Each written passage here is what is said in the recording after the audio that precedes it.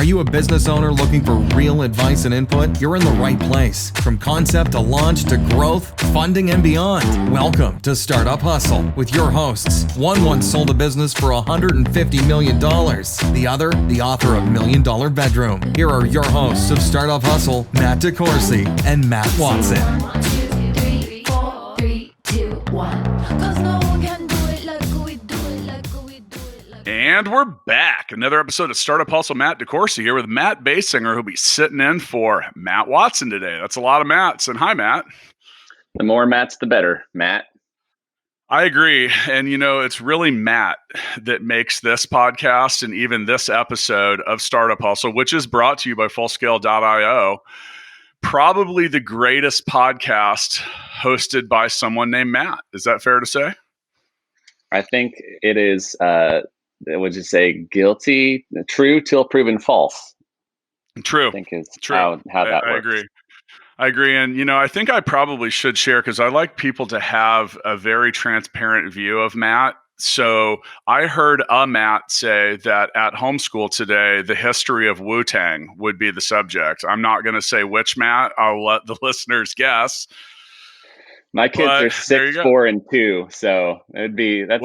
I've got 5 and 3, so maybe we need to form a larger class. And Facebook has this new rooms feature, so we could try it out and see what's if up. Wu-Tang is forever, it should start now. You might as well prep them when they're young. Well, we're going to talk about how to pivot. And, you know, that's just really probably no better subject and guest to help demonstrate that. Now, Matt, you've been on the podcast before, and you know, for those of you that haven't listened, I think we talked about live experience, and you are a master at this stuff. You're the CEO of Swell Spark. You guys do so much stuff, everything from escape rooms to axe throwing leagues to drive-through sanitizer pickups with another guest of ours from our alcohol startups episode, which was Jay Rieger. Dude, you have a history of pivoting, and you seem to be someone that pivots into greatness. So we're going to talk about that. And Appreciate I think that. maybe I'm going to hand you the mic and let you give the backstory and why the hell mega pivots had to occur. Yeah, man. It's our entire business model is founded on the principle of getting people together for shared experiences. And you can't do that right now. There's this thing, we won't talk about it, which shall not be named. But we went from 100% revenue. We went from really the best 4 months we've ever had in the history of our company to seeing 0% revenue overnight, which, I know you've done some business podcasts, but that's not good to not have any sales at all. And obviously we have leases. Hang on. I'm going to do the math on that.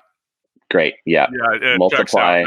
No revenue is not good. 0 times 0 is 0. Yeah. All right. Sorry. It's bad. Proceed. It is all bad.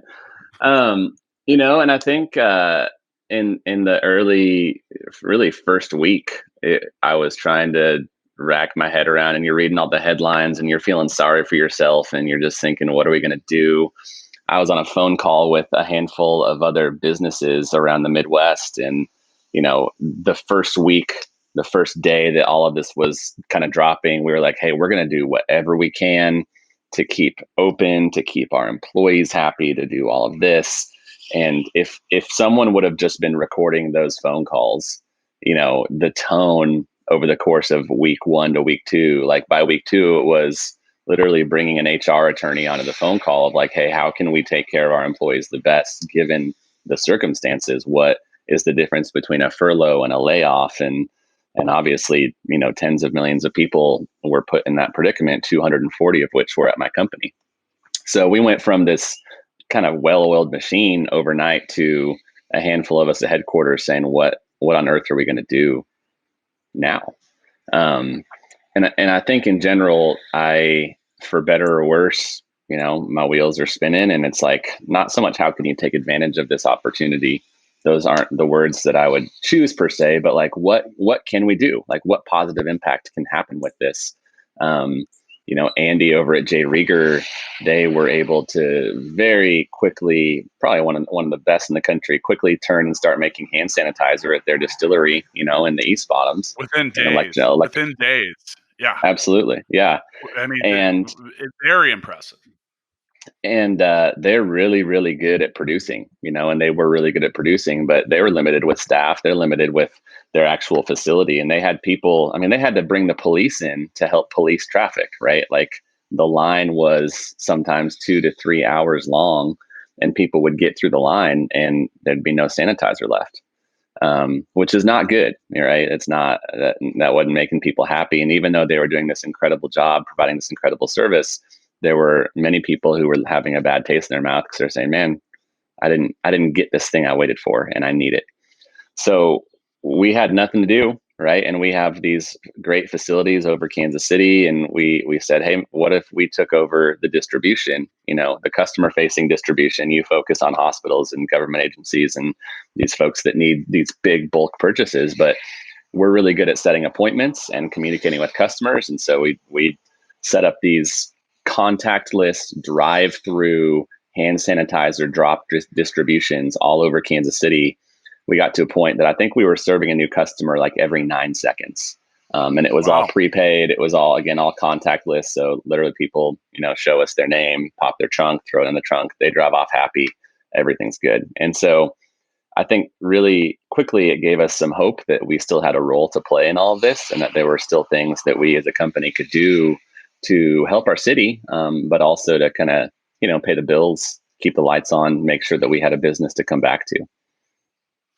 So for those of you listening, I love it when you're interactive. If you want to check out some of the stuff that Matt does while we talk about some of these other pivots and amazing innovations, we got a list here. So go to swellspark.com. That's SWELL spark.com. You have bladeandtimber.com, breakoutKC.com, and then we will also soon talk about sinkerslounge.com. Now, we mentioned we're talking about how to pivot. In our first episode, we talked a little bit about that, about how businesses have, a good entrepreneur has the ability to evolve, change. In software development, they refer to that as agile.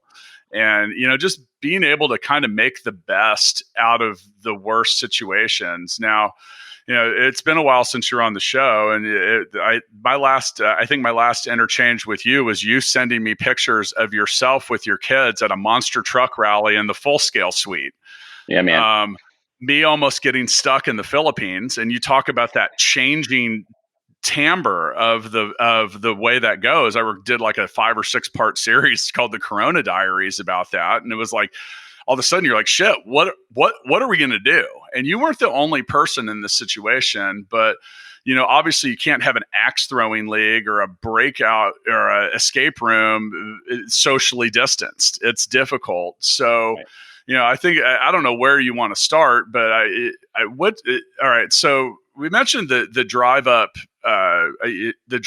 hand sanitizer pickup. First off, I think that's genius because not only were you able to help Rieger out, you were able to help your own business out.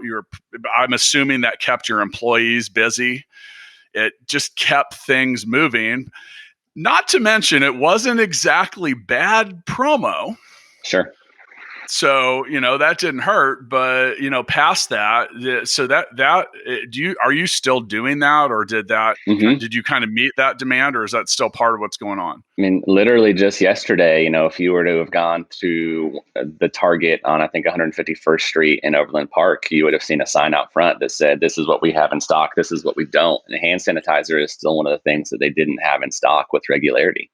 And so we're still doing drive-through hand sanitizer distribution out of our Blade and Timber Town Center location twice a week. We actually just sent a pretty decent portion of hand sanitizer on a truck that will go on a boat out to our Honolulu location. So we're about to start doing Honolulu hand sanitizer distribution as well through our location, on island. There's absolutely still a need for it. And I think at the end of the day, for many people, from a safety factor or from a perceived safety factor, to be able to one, know in advance that the product is available, be able to drive through, not have to talk to anyone, not see anyone, get it, go home. It's very different than having to go into Target, look around, see where it is, interact with people. So I think we've found that even beyond the initial rush to try to get this in homes, there still is a desire and a place for the way that we've set up this brand new process. So that's been encouraging. So with a how to pivot moment, I mean, how do you look at that and determine if that is a pivot for the sake of pivoting? It doesn't fix anything. There's certain criterias that you need to meet. Obviously, it's got to make sense for whatever it is that you're doing. You have to serve some kind of need. But what were some of the with the drive-through sanitizer thing? How did you evaluate whether that pivot was any good for you, or like what was your thought process going into that? I think the big question is, what's the risk, right? Like, what's the worst that could have happened if sanitizer didn't work out? It's like, well, we would have tried it and it would have failed, and we're still at 0% revenue. So whatever. At the end of the day, any business, any startup, and we really have to re-embrace the startup mentality. You know what your runway is, at least you should. And pretty quickly, when we went to 0% revenue, we said we can sustain at 0% revenue through, and at the time it was June 6th. That was the day that we're like, this is the day we run out of money, June 6th. And any time that we sold a bottle of hand sanitizer, jokingly, we were like, each bottle is worth, 48 seconds or something like that. So you start adding things up. Again, like the initial heart of it was, okay, this could be something that helps our company from a revenue standpoint. But I think even initially it was like, yeah, we can help get this product into people's hands. And if at the end of the day we make no money, but people say, hey, we saw what Blade and Timber did during this really crappy season, that's not a bad thing either. As you mentioned, Matt, like we have received, I think, some pretty good press from this, and I think that is largely due to the fact that we were able to get this up and going so quickly. And that we were able to help people. I think that's what's been really fun in all of this, and why I love my business is at the end of the day, in the normalcy, when we're just doing Blade and Timber, like we are often providing the most fun that people have that week or that month or that year. So I really believe that we have a huge value add into people's lives. And I think with this as well, like it couldn't be more, Blade and Timber couldn't be more different than hand sanitizer distribution in a parking lot out of a white van, but we were able to provide something that made people's day or week or month better than it had been before they interacted with us. And so it was strangely still in line with, I think, who we are and what we stand for as a company. And fortunately, we swung and we hit something. And so with pivoting, and again, in situations like this, there's so little risk. I have infinite time available right now. And so the thought was, what can we actually do with it? And fortunately, that was an eloquent answer and solution. Yeah, and I think that I can't even think of a better first thing to look at. Like, what's your risk? I don't have any. Okay, sounds like a good place to start. Like, you could literally swing and miss. And miss and miss and miss and miss and miss and miss. If you have the time, you have the effort, it doesn't raise your costs. It's not something that you have to sink money in that would have shortened the runway.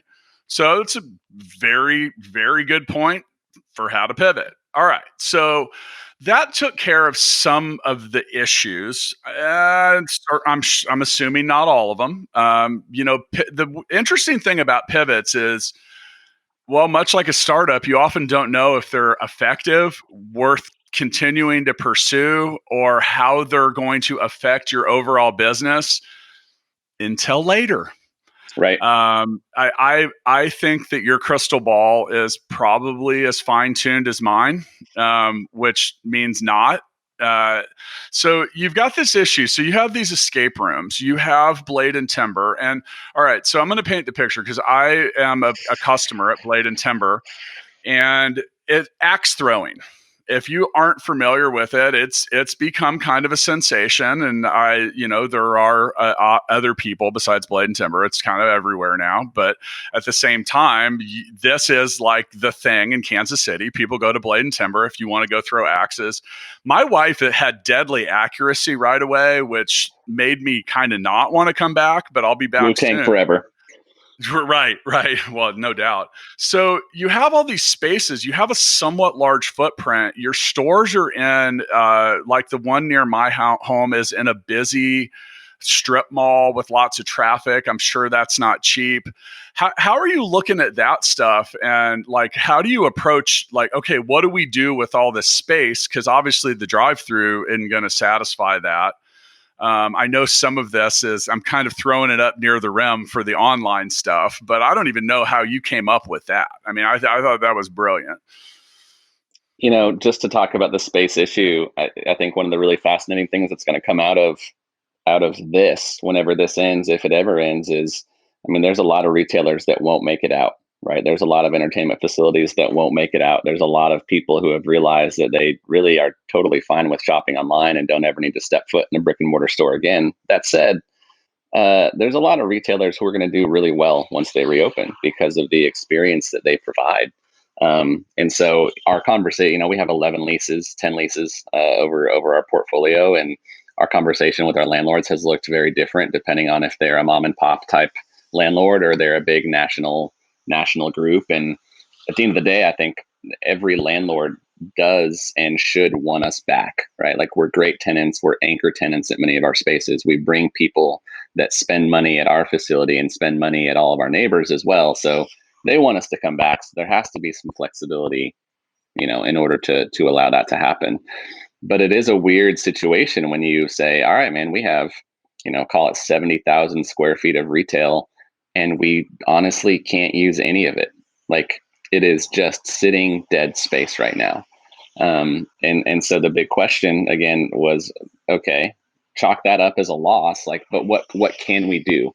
And so what we started to find, if I can switch subjects just a little bit, right? Once we had the sanitizer thing up and going and kind of figured out those processes, we have these other brands, and the other brands was like, well, what else can we do? One of the brands that we're about to launch is called Sinker's Lounge. It's an upscale mini golf bar, in Power and Light, downtown Kansas City. It's like a new take on a very historic, nostalgic.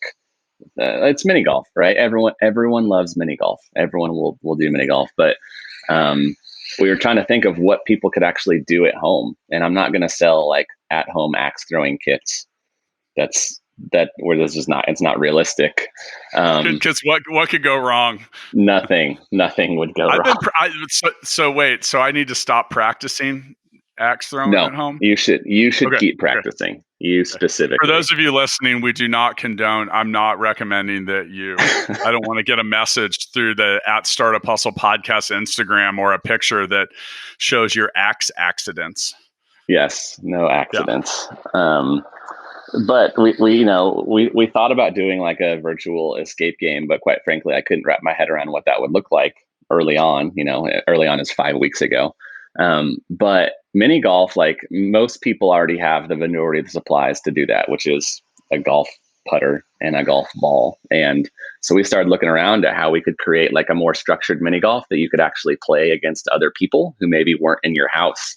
And I think after a couple of days of brainstorming, we realized that if we were to create kind of a visual structure that people could utilize over Zoom or over Squadcast or over, any of the other kind of video chats, that you could make it so that Matt, can play in the comfort of your own house a mini golf course that me, Matt, can also play in real time against each other. And it's kind of like, IKEA or Lego, like it tells you exactly how to build these courses very quickly.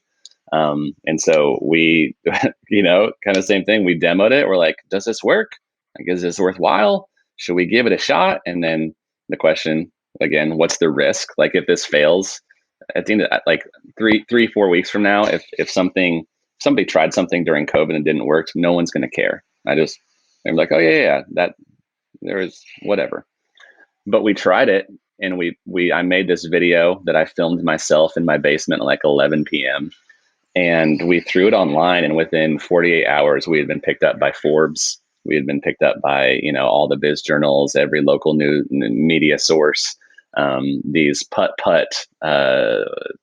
people from all over the country. I shouldn't say putt. Please bleep that out, Matt.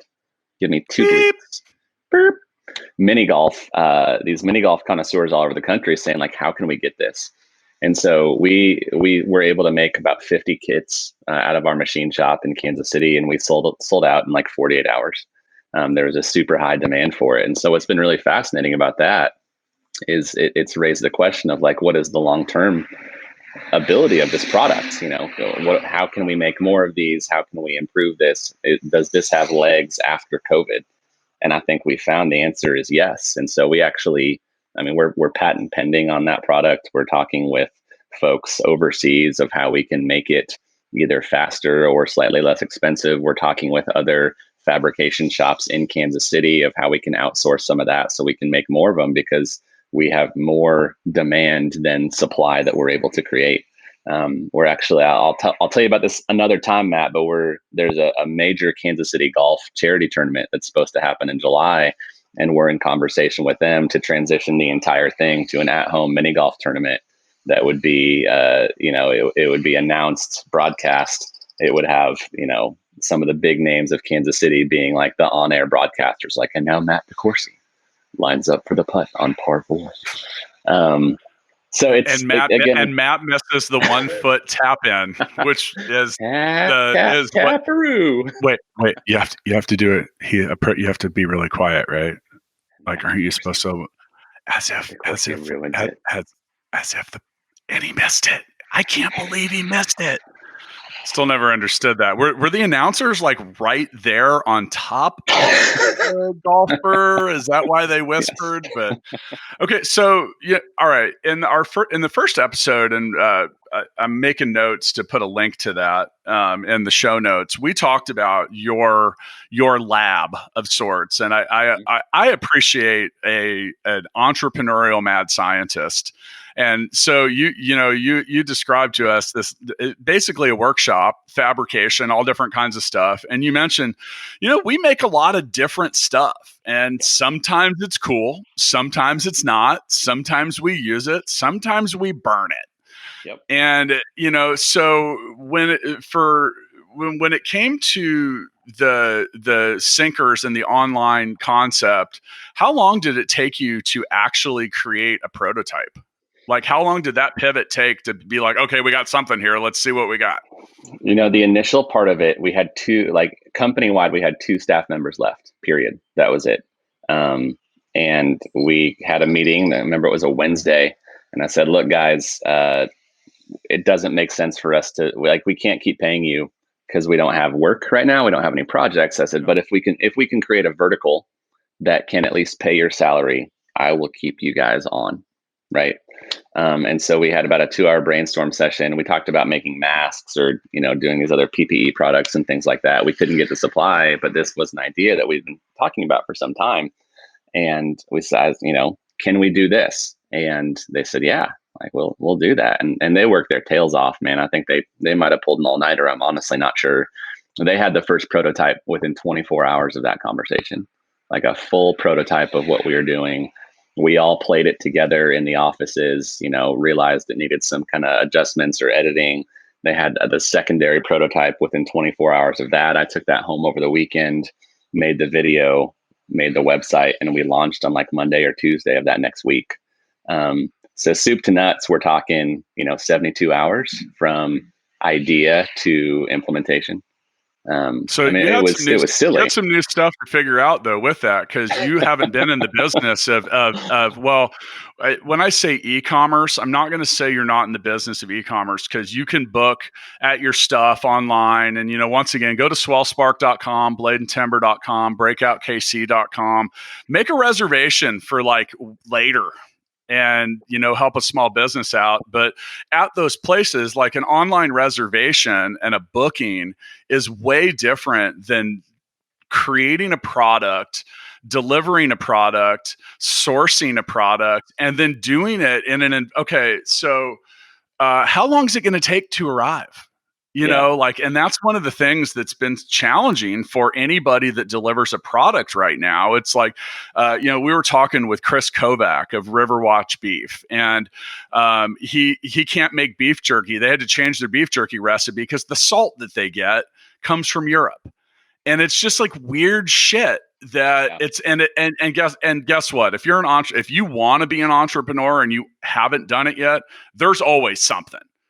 I say that all the time. And it's usually like me yelling to myself. I'm like, oh, there's always something, and that's like, and then I get it out of my system and I accept the fact that there is always something. So what was the something? What was the something with that?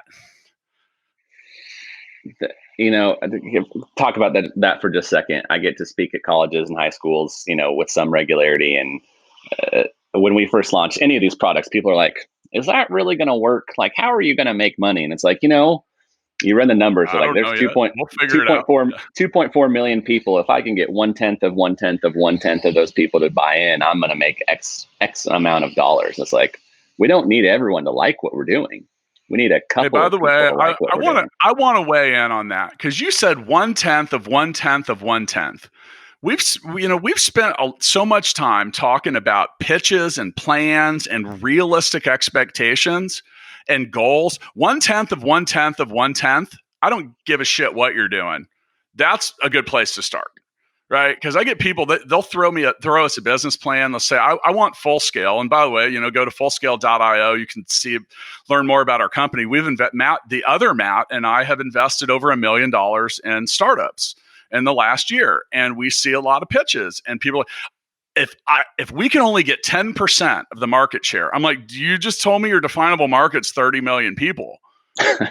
I'm like, it's so you're saying if we can just get 3 million users, this boat will float. And I would rather hear if we could get 1/10 of 1/10 of 1/10. And I think you can take that out as many exponentials as you want. And then you're being realistic. But yeah, now is something like, you talk about creating a prototype product in 3 days.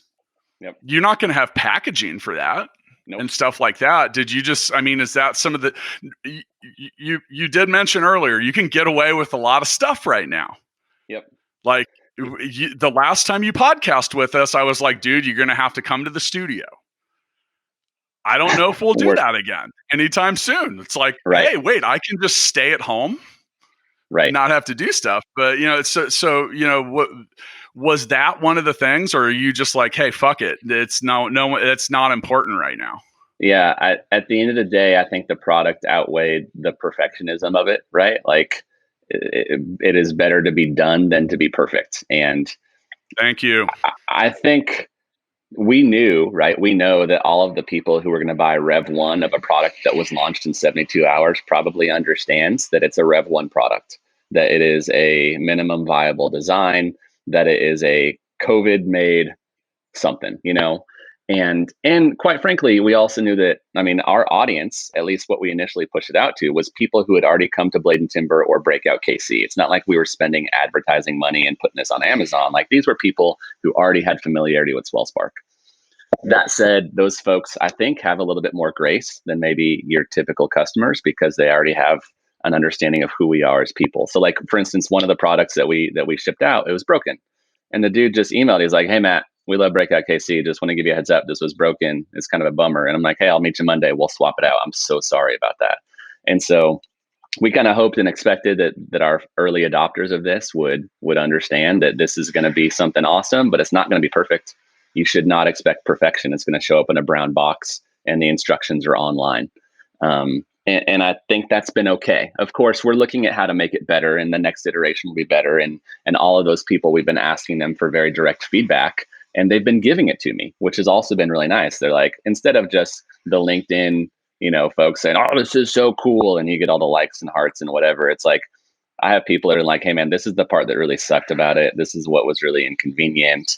And because I have some trust and some relational equity with those folks, we've been able to get that.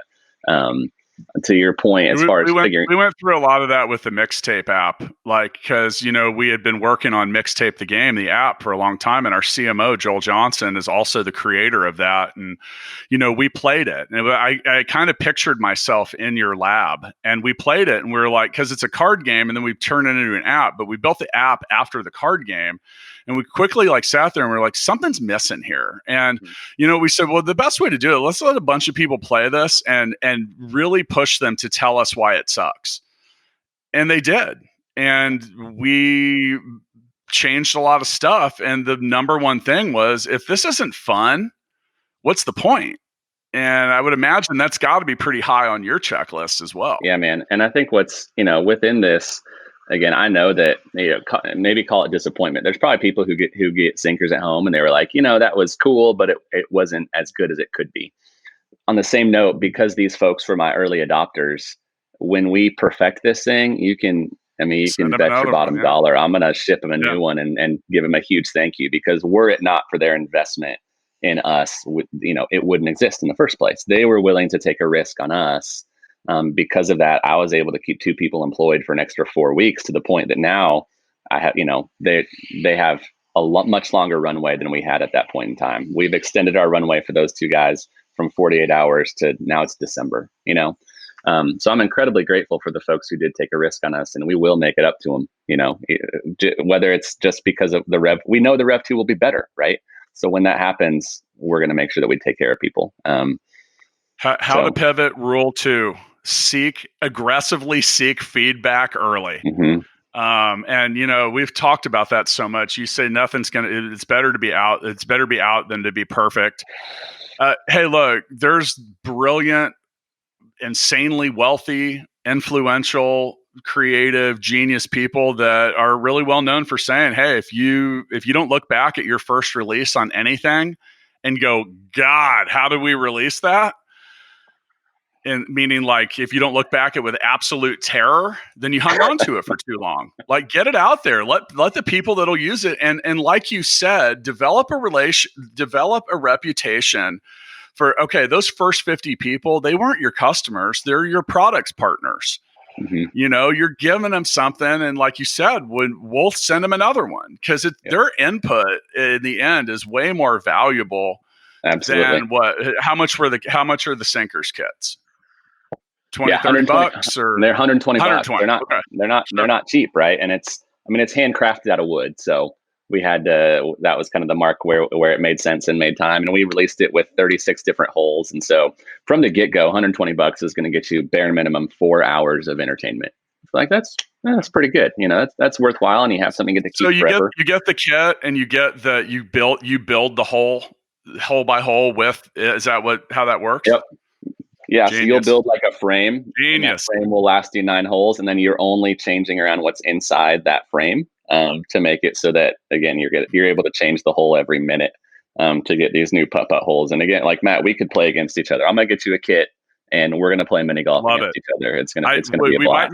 We might have to play it on the podcast, because we have some games we need to play. We've been wanting to do like a Highlander rules version of Mixtape where there can be only one, and we play it to the death. Now I have a question in my mini golf kit. How hard is it to ship that giant windmill that I can never putt the ball uphill and through the hole on?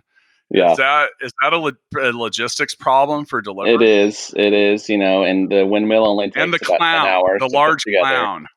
Well, the large clown just comes out at night when you're sleeping, so no big deal. True.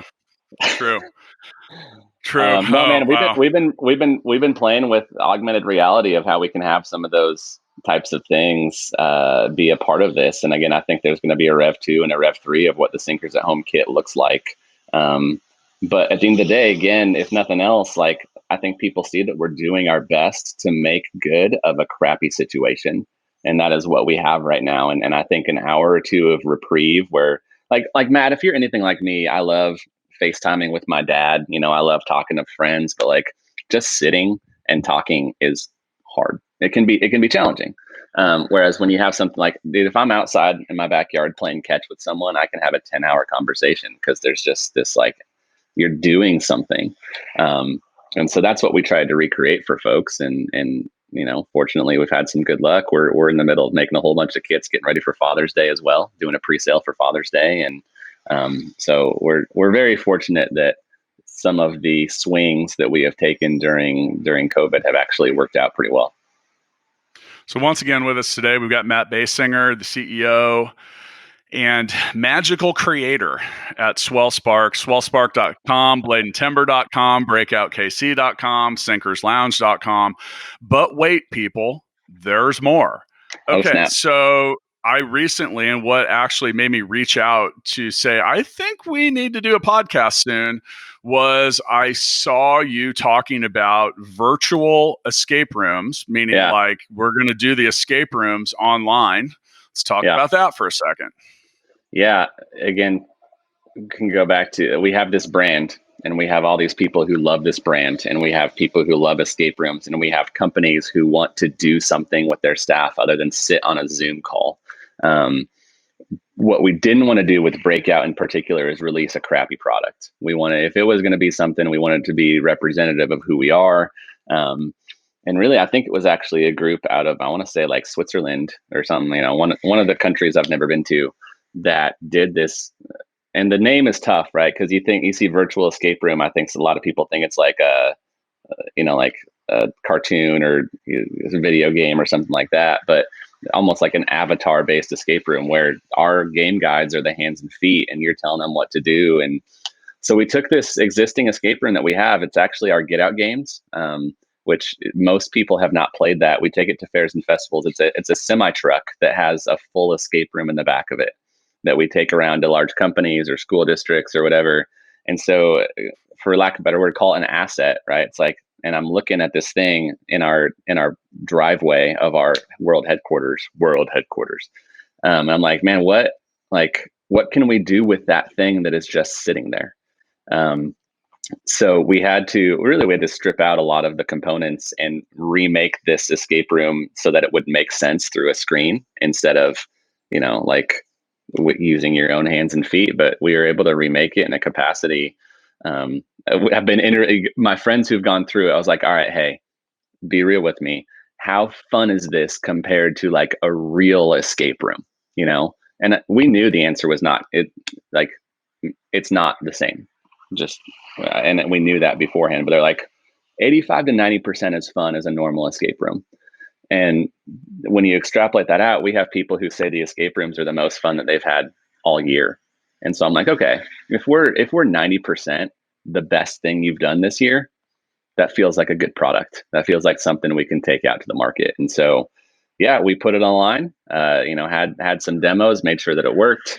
And now, I mean, we're fully booked this weekend, right? Like we're starting to get to the point where people are booking days in advance. And I think what's really fun with it is, again, not only can you do it with your business of all your other people who live and work here in Kansas City, but if you have friends in Virginia or New York or San Francisco or whatever, like this is something that you'll always be able to do. I think this was a product that has life beyond COVID because it allows you to connect digitally and have these somewhat face-to-face interactions with your friends or family, no matter where on earth they are.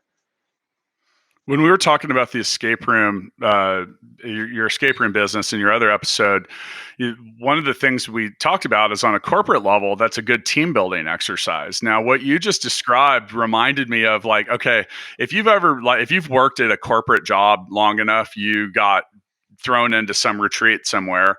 And one of the things they make you do often is have to tell the other person what to do.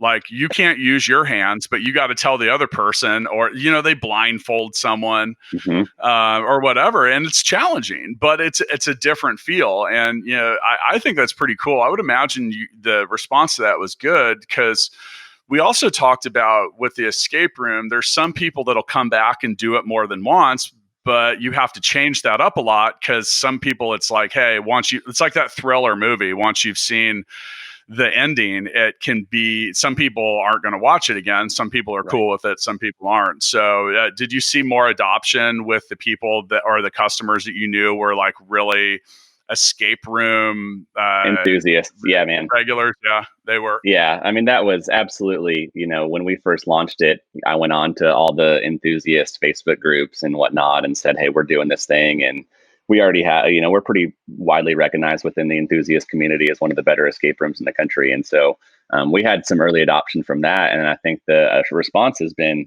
which makes me feel good, is like, hey, this is the best digital version of an escape room we've ever played. And it was not typical of what a lot of other escape rooms have tried or are doing. But if you love if you love a good cheeseburger and you're like, man, the best, or pizza, you're like, my favorite pizza is this one place in, I don't know, Chicago.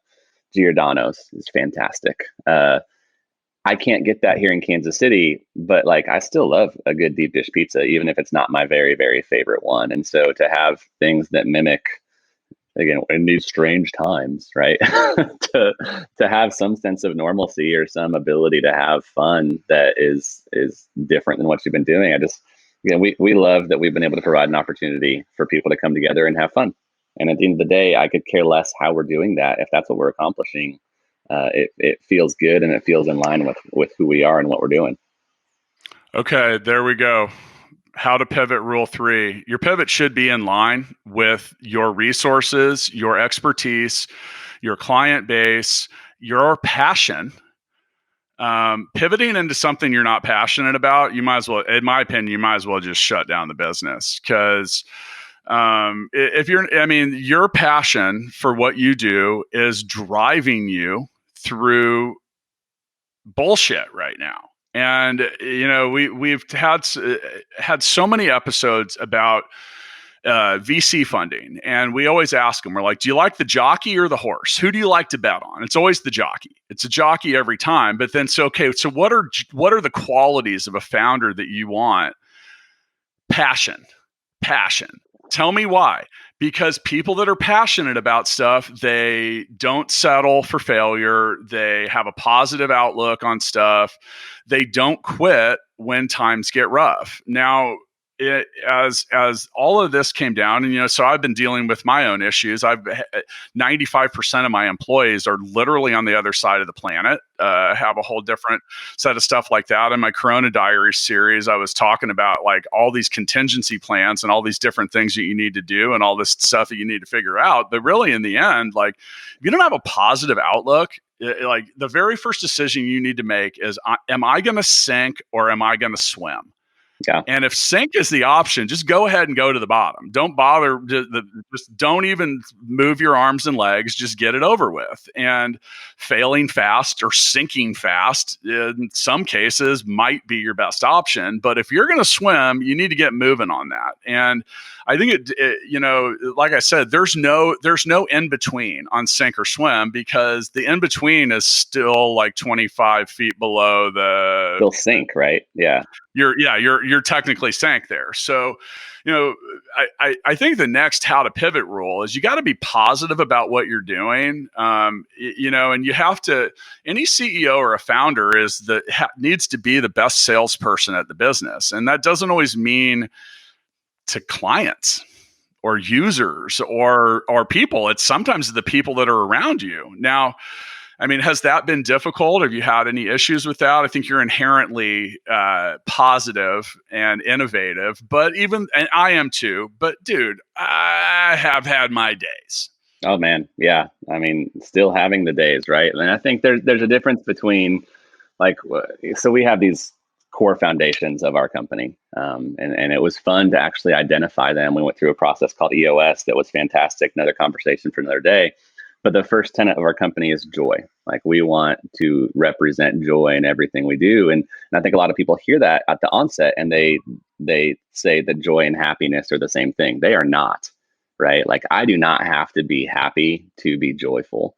And joy is almost that idea of like hope that you're going to make it through. In this situation, that's what it is, right? Like, hey, I'm going to, maybe positivity isn't even the right word. Like I am just adamant that I'm going to make it through this. And I think to what you just spoke about, one of the, we've had so many conversations with our friends who work in the banking industry, and we've been looking and trying to find what the best banking partner, best investment partner, all these things are looking forward. And challenging right now, by the way, challenging. Yeah, dude. Yeah. But I absolutely guarantee, from this point forward, every loan application, every loan conversation, one of the questions is going to be, hey, what did your company do during COVID? What did you as the leader of your company do during this? And I think there's a lot of restaurant folks who, it's been interesting to watch the difference of some restaurants are just like, we can't operate exactly how we were operating, so we're out. Like I'm done. We'll reopen at some point. And I don't necessarily disagree with that, but there's been other restaurants, who have said, we're going to pivot. We're going to make our business make sense for this new climate. And, I was talking with a guy who runs a restaurant recently. His sales were up 70% in March and April because he found a way to stay open and to stay open well. And so I not to say I look forward to, but when banks or, people who want to invest in our company ask me, what did you do to, make your business work when everything went to crap? I'm going to say, let me tell you, we did this, we did this, we did this, Hang we on, did this. Hold my beer. Hold my beer. And do you have a chalkboard? I'm gonna need some wood. I'll need a couple assistants. I need a magic wand. I need one of those hats that you can pull a rabbit out of, and then I'll be able to tell you the story. But yeah, man. Hey, man, welcome to entrepreneurship. And it's I love being transparent. So we had got to the point at Full Scale, like before I left for Cebu. I literally had a moment. I was like telling my wife, I was like, "Oh, Jill, these last 2 years, it's been so much work, and it's really starting to pay off." And then I got in a plane. I almost got stuck on the other side of the planet. I came back. The world was completely different. And I spent a lot of days I'm like, whoa. But really in the end, is you talk about that positive thing. I have some people now that have worked with me for 10 years, and I know you have some people that have been with you for a long time, that you will spend time with me and eventually hear me say, "Hey man, everything usually works out for me." And it almost always does. And that's the attitude I take. I don't necessarily know when I say that. I have to believe that. Mm-hmm. And sometimes I accept that something working out. I think that things are often evolutionary. Like it's very Darwinistic sometimes because, you're seeing businesses that are going to fail and aren't going to come through this. Like, was JCPenney really on the upswing? Was Sears really fucking crushing it? Should you really be surprised? They were on the way out before any of this, and I think that, we saw the same thing in 2008 during that financial crisis where, the Darwinistic thing there was we got rid of some really, really bad banking and lending practices. And if you used to be able to, I once owned a rental home and I went to go get the loan straightened out, and the guy offered me like 9 different products. One of them was the no income, no job application, Ninja. I'm like, I don't even need to. He's like, it's stated income. Just write down what you make. And I was like what I really make? Or he's like, just put a fucking number down. I was like, I don't think I want that loan. But, those are just bad practices. And there's a lot of things that change. And look, if you're hearing that and you're saying, fuck you, DeCoursey, it's because you're salty that you might be subjected to some Darwinistic activity. Now, some people have great businesses that are under a lot of pressure. But if your business is great, if you're great, if your innovation is great, if the people that support you are great, you're going to do fine. You're going to come out of it. You will figure it out, but you need to start swimming. Swimming. Do not just sit there and float. I think, I'm not a scientist, right? There's a lot of big mouths talking. I am. It's true. I'm a social scientist. Not that kind of science. There you go. Yeah.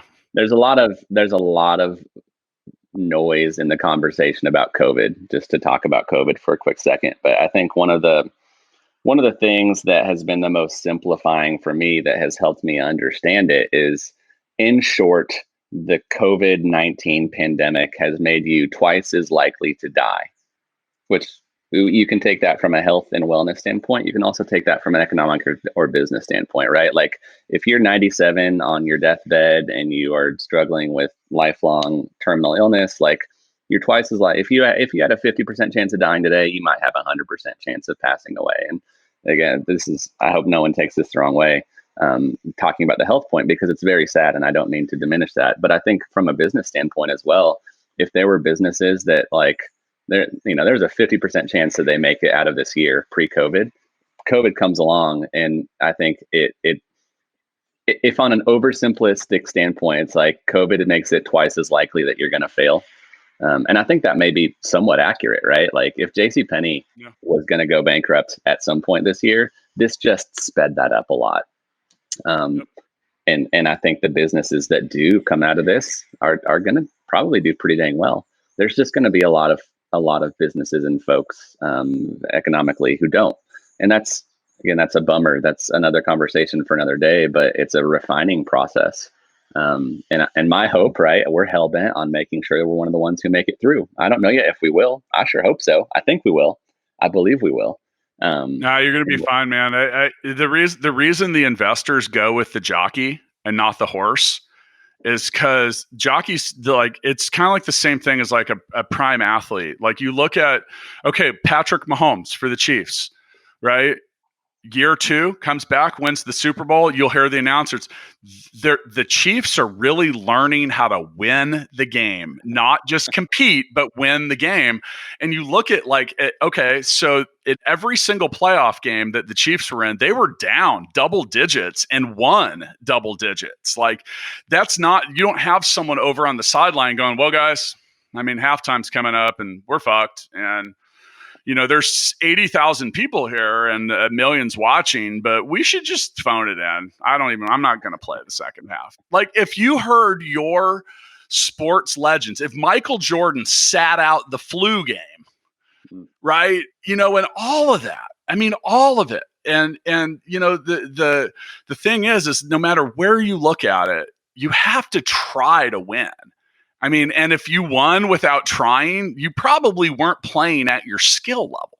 Sure. It's just that simple. But there's a general belief overall in winners that they're going to find a fucking way to win, or they're going to do what it takes to get in that position next time and get back in the game along the way. So, okay. As we round out, once again with us today, Matt Baysinger, CEO and social scientist at Swell Spark, swellspark.com, bladeandtimber.com, breakoutkc.com, sinkerslounge.com. There will be links to all of those in the show notes. Now, the first time you were around, we usually end with what we call the Founders Freestyle, but I want to have a failure freestyle because you told, which is a Hall of Fame fail story in our first episode about your first night with in an escape room, cutting your hand, passing out, and you peed your pants. I peed my pants. Yeah, and I don't know if there's been a better story. Like, I don't think you listen to the podcast all the time because I've referenced that about 5 or 6 different times. So I keep letting the world know about that. But can you share when you brainstorm? Okay, they say there's no bad ideas in brainstorming. Maybe. What's something you threw out?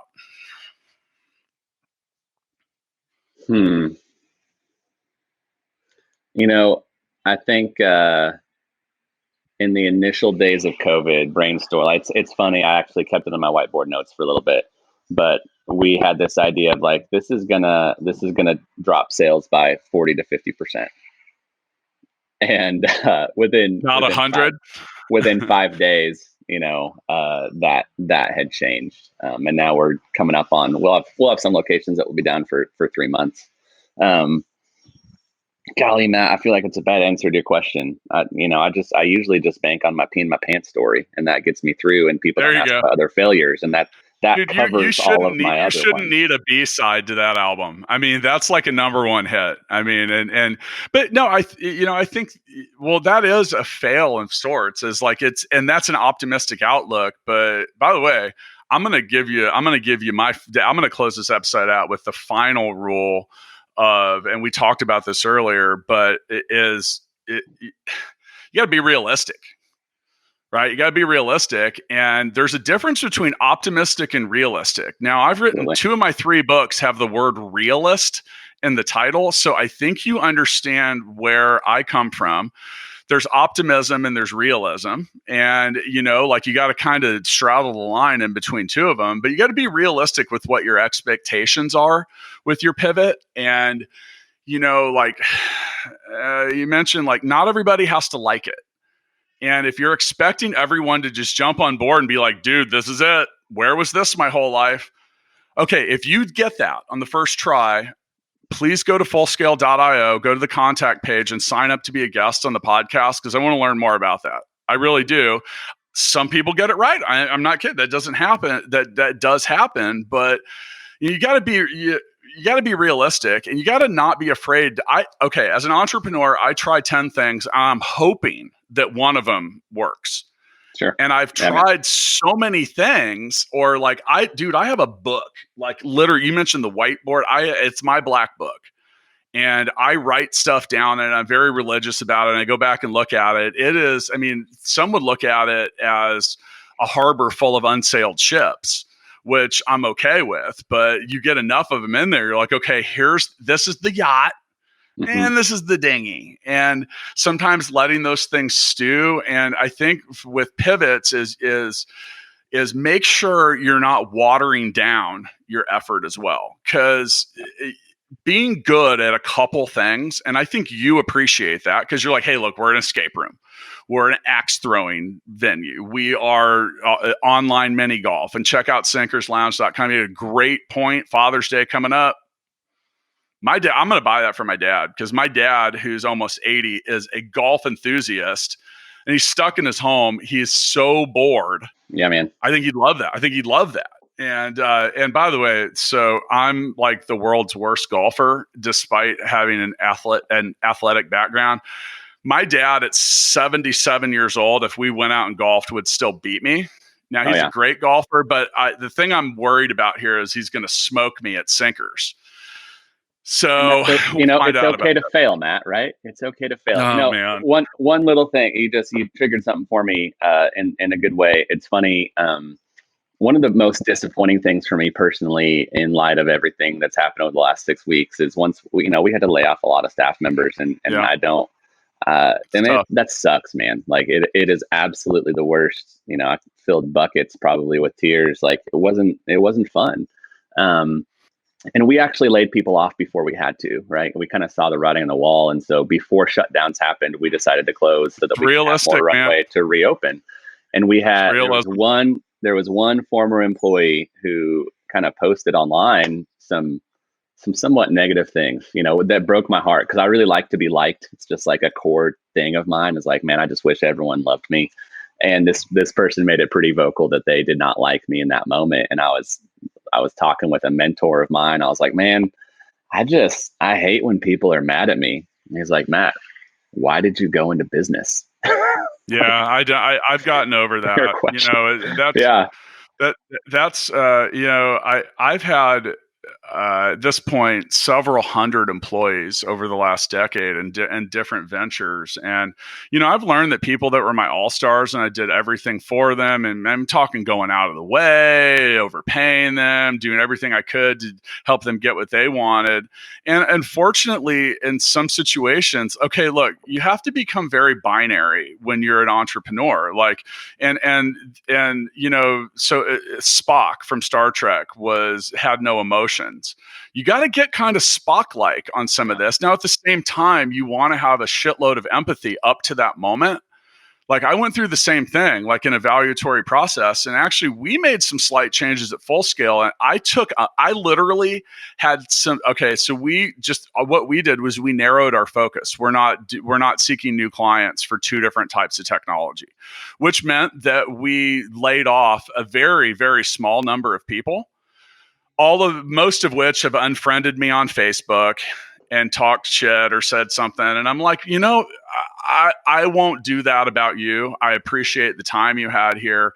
I'm freeing you up for your future, because we had to make a decision that was in the best interest of the business. Thad Langford from Flyover Capital was on a couple weeks ago. Survive and advance. I've seen so many businesses that oh man, ship's headed to the rocks. What should we do? The right answer isn't wait till you hit the rocks. Right. And it sucks, because, sometimes as an entrepreneur, a manager, anybody, when you're doing the best job you can for the business, not everybody likes you. Right. And it's part of it. It took me a while. I used to be the same way. I didn't like it when people were mad at me.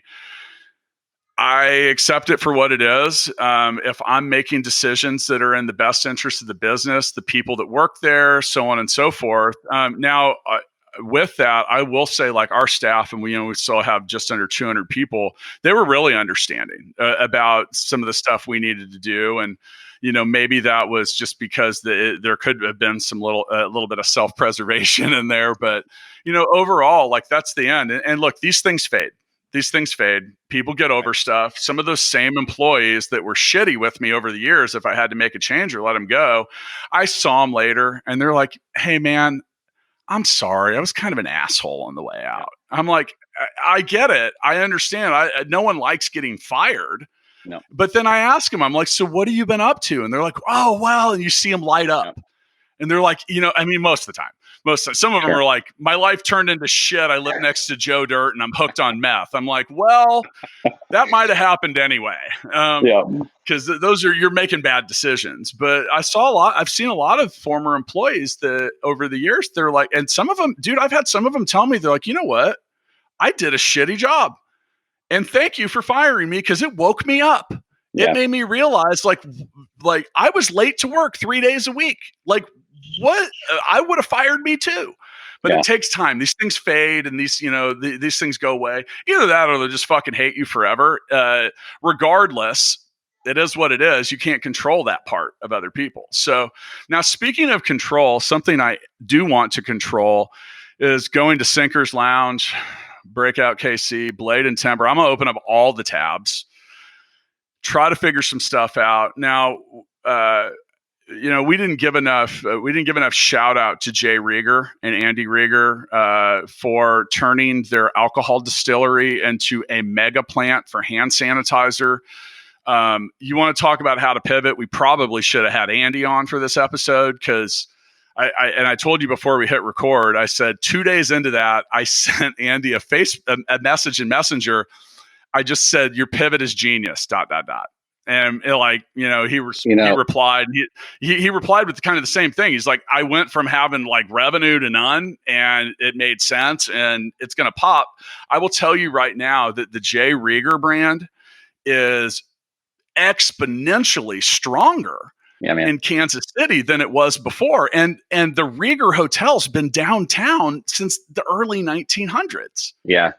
So Matt, I've never had alcohol, never had a drop of alcohol in my life. Really? Another story for night. Yeah, it's not, I just haven't. Interesting. But I told Andy, when we're through all of this, I'm going to have maybe I'll have a drink with you. My celebratory single drink with Andy Rieger. It's a better story to say I've had one drink than it is to say I've had zero. So I agree. Perhaps if there's a good why with it. Yeah. Yeah. So another video for another day. Hopefully it doesn't involve any pants peeing. But we're gonna celebrate. You're gonna learn real quick if one's too many and 12's not enough.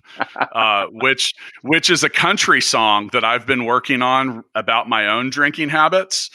I maybe I'll put that out soon. Well, I'm gonna get back to work, man. This has got me excited. I'm ready to. I'm one pivot away from greatness. See you next time. Dude. See you.